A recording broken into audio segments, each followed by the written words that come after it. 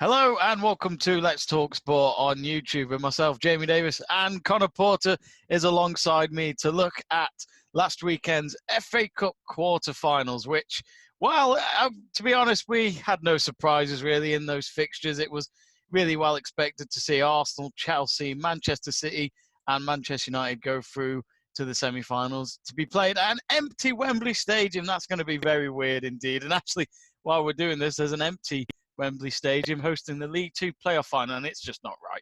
It's not right at all. But Conor, you look at the results, and I mean, let's start off with Manchester City. They were by far the best team on the weekend. 2-0 win at St James's Park, and I feel kind of sorry for Newcastle because they didn't really have that home advantage. It would have been a great cup occasion, I'm sure. And let's not forget, they did beat Man City earlier this season in the Premier League at that ground. But for Man City, a normal day at the office. Yeah, very much normal day for Manchester City, as you would expect, really, after the shock loss to Chelsea midweek and the knock-on effect of Liverpool winning the Premier League as a result. The team needed to make an impact, and I think they did that against Newcastle, despite the scoreline being so close for the vast majority of the game. Of course, we had the opening Kevin De Bruyne penalty just before halftime after Manquillo doing a horrendous push on him inside the area to give the birthday boy the opening goal of the game. And then Raheem Sterling making it 2-0 later on in the second half, a great finish by him as well. So not much to take away for Manchester City from this game. Very much a game that they were expected to win.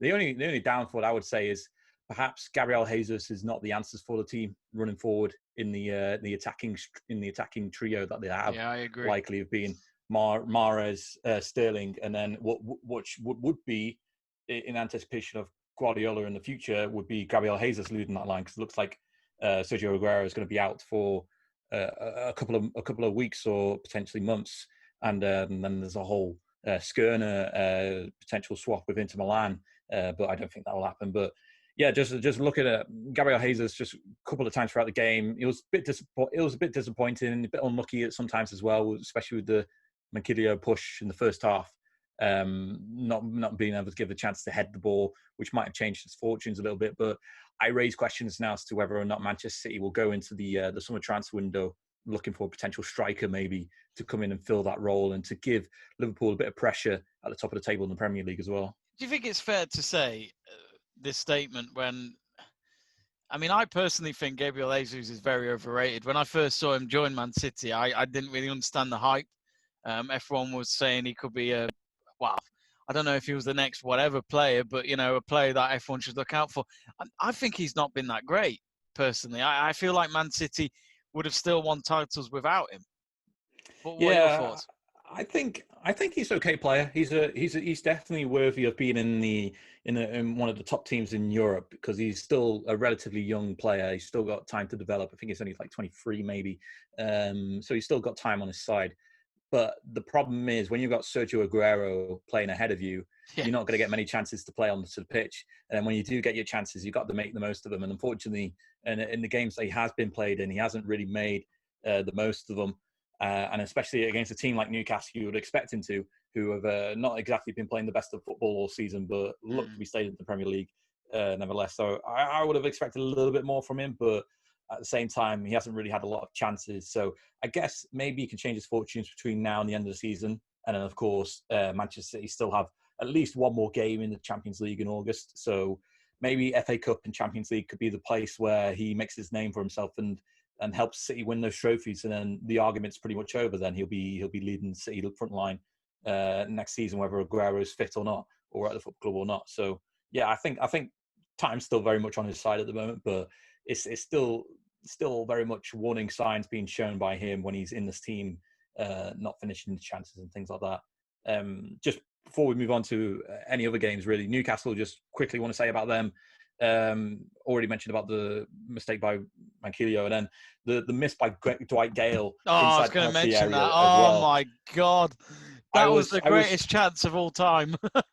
I remembered watching Dwight Gale last season, helping West Brom push towards a potential promotion in the Premier League and into the playoffs.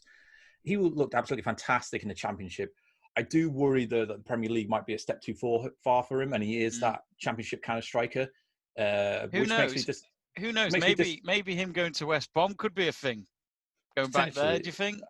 I don't know. It's a bit push and go really with that. I think they got quite heavy loaded on the strikers at the moment, like Charlie Austin and things like that. But Mm. in terms of Newcastle's situation, I think it's kind of a bit of a missed boat for them when it comes to sale of him. But at the same time, if they got this takeover coming in soon, I don't think they'll be fretting too much about money anytime soon. But that's a discussion really for another day. Yeah, but yeah, overall Newcastle did very little to win this game, and it's no surprise either.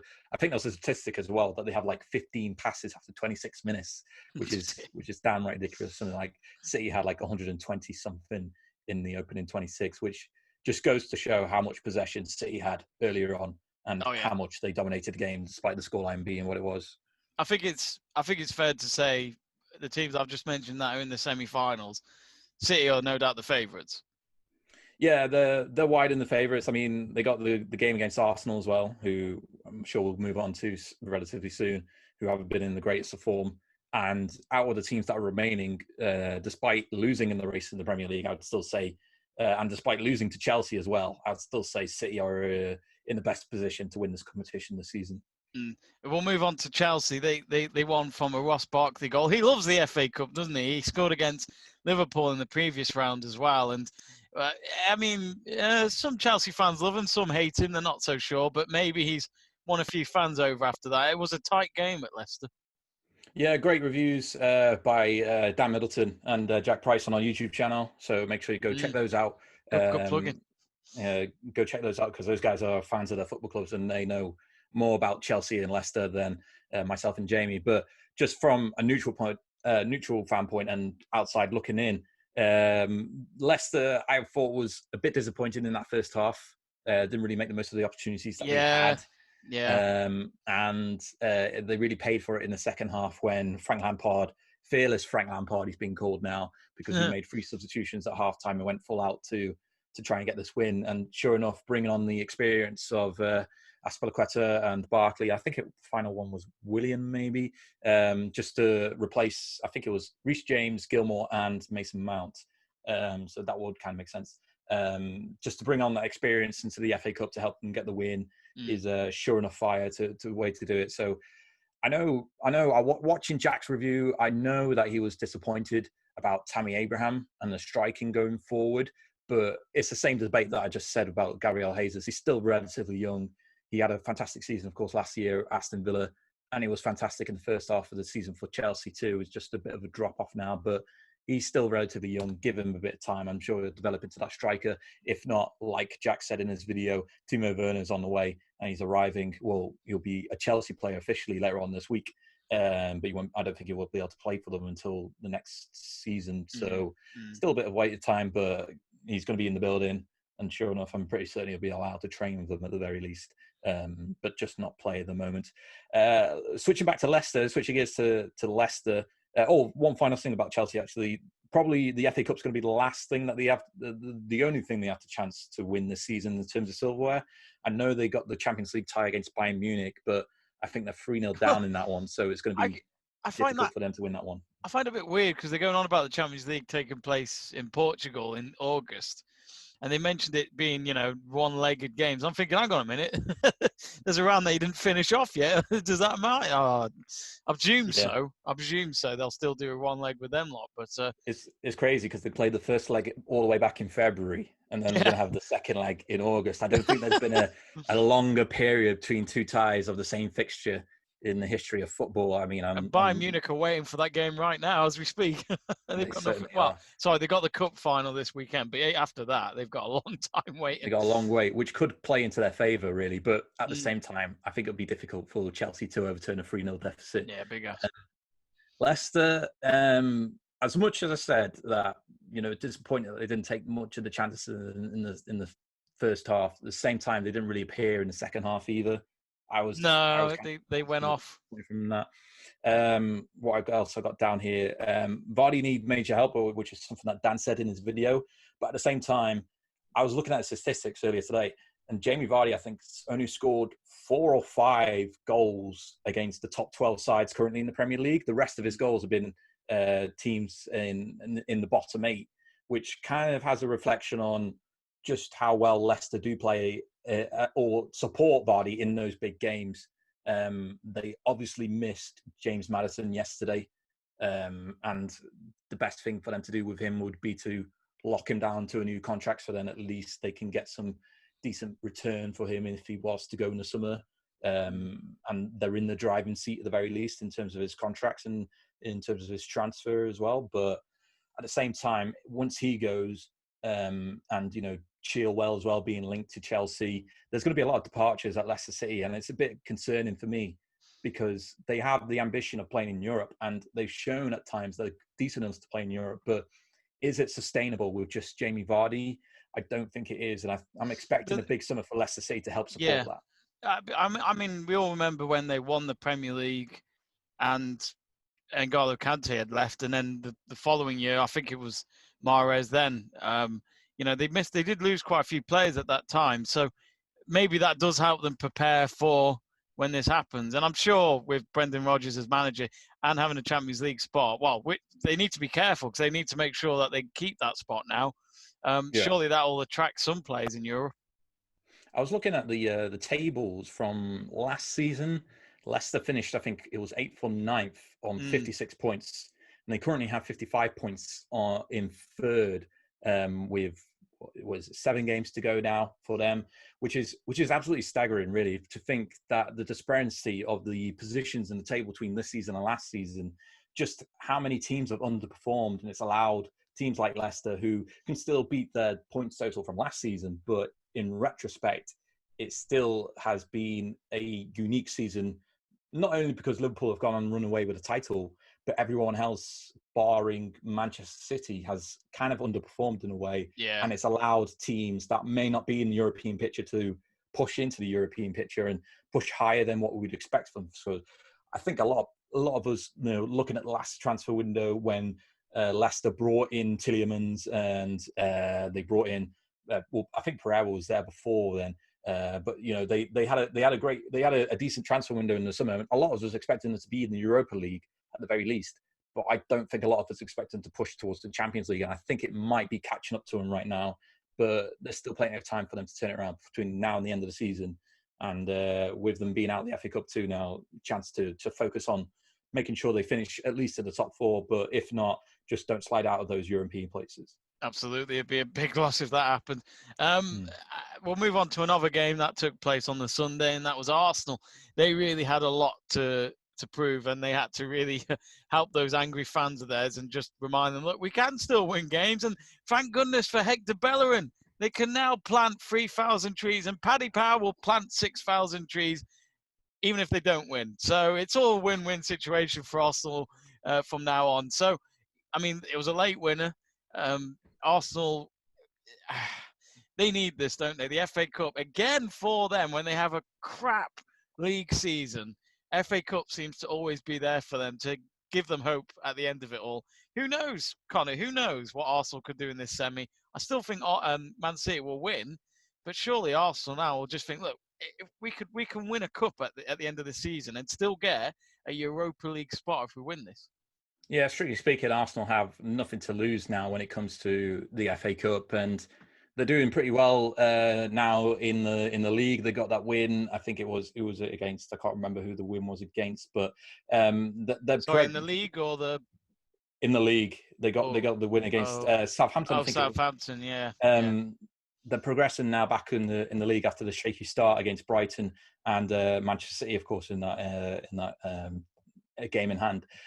Now it's a case of, can they stay themselves consistent enough to do well in the league and in the FA Cup, and hopefully they can. But there's still a lot of questions raising around their defence, in my opinion. We had David Luiz sign that new contract, that 1-year deal with them, but it very much looks as though he's just a placeholder in the squad until Saliba comes next season when he's finished his loan deal with Saint-Etienne in France.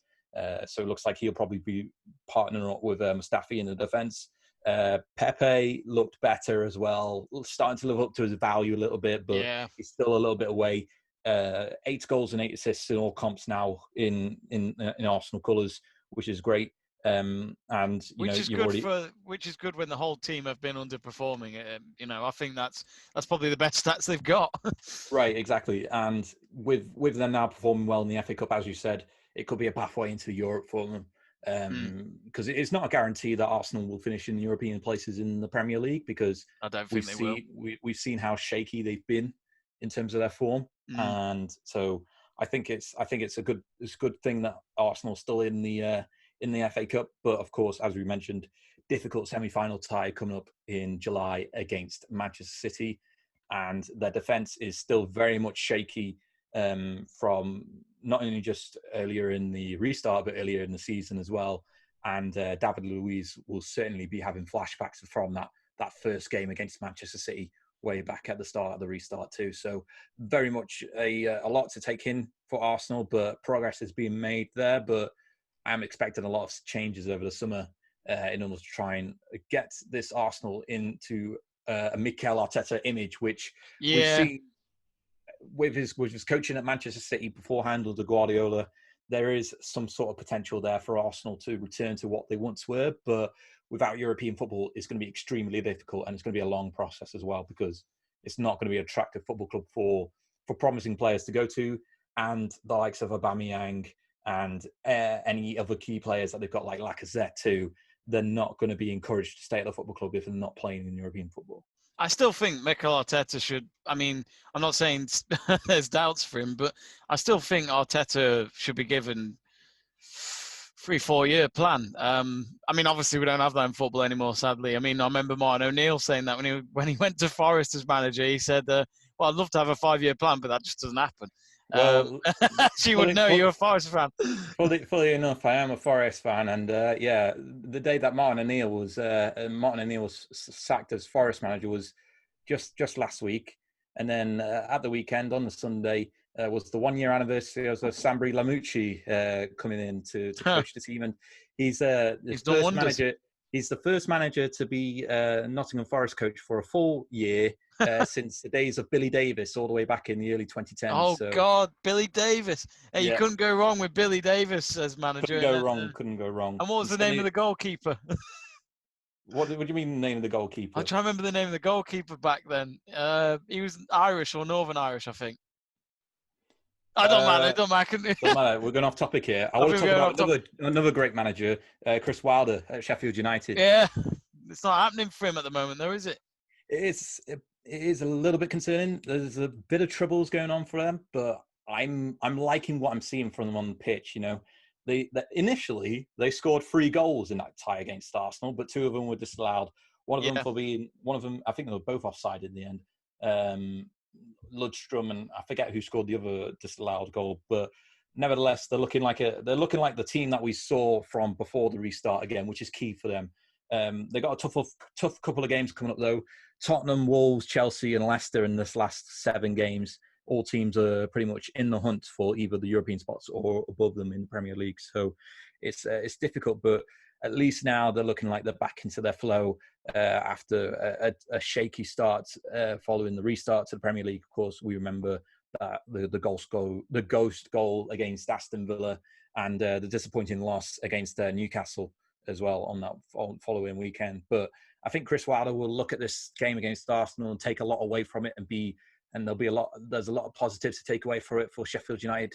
They'll be a bit gutted that they're not going to be in the FA Cup semi-finals, but at the same time, I think they'll be more than happy that they can now focus on what could be a potential fantastic return to the Premier League for the Blades in the Premier League.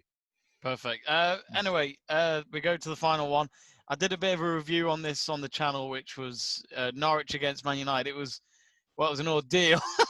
I mean, it was a tricky game for United. I mean, I didn't think it would be, but when he makes 8 changes, I guess it was always going to be tricky with some of those players playing their first game since the lockdown. So, I mean, Conor, I think what I learned from that as a United fan was that Ollie hasn't got the depth. And I honestly thought we might actually have the depth, but we don't. It was very slow. I guess we should still wait for them to play another game, because in the situation we're all in at the moment. But there's some players there that just, in my eyes, are just not good enough for Solskjaer. And I think whether he sorts that out now or later, it could bite him. Yeah, looking on social media, there was a lot of people that had the same opinion as you, Jamie.